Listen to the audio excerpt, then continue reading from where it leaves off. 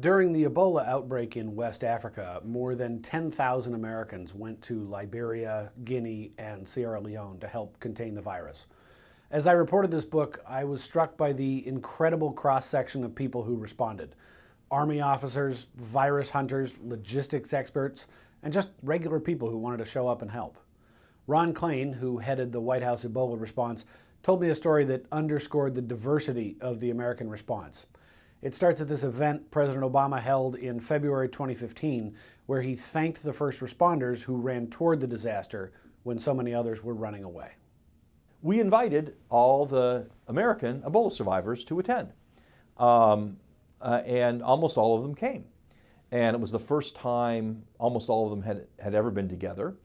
And they attended the event with the president and talked to him briefly before and got their pictures taken with them. And then when it was done, we brought them back to our office suite in the Ebola response unit and sat around and chatted with them and talked about their experiences, talked about what it was like to be an Ebola survivor, talked about how they had been rescued, how they had been treated, and talked about some of the issues they were dealing with now. Some of them still had health problems.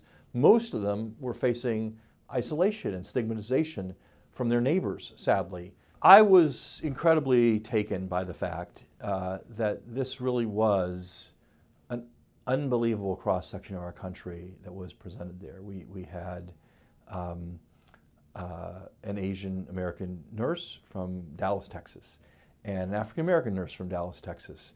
And Nina Pham had been there at the White House previously with her immigrant family.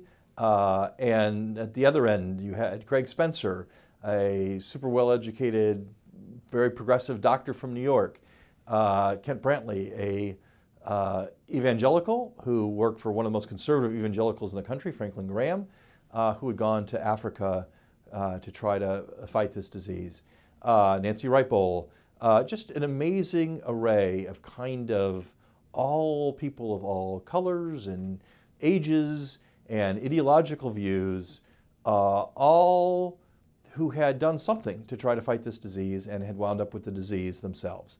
And the fact that all kinds of people from all different walks of life, all different perspectives, had been united by this response, that they were all sitting around a table talking about that, it was really inspiring and made you proud to be an American.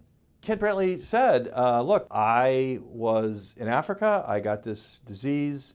I would have died if my government hadn't airlifted me back to the United States for treatment. And so, you know, he didn't get into his own personal politics, but he basically said, like, I am here alive today because my government rescued me and treated me. All of us were in tears on the White House team, and we had people on my team who had been involved in all kinds of humanitarian crises and disasters before.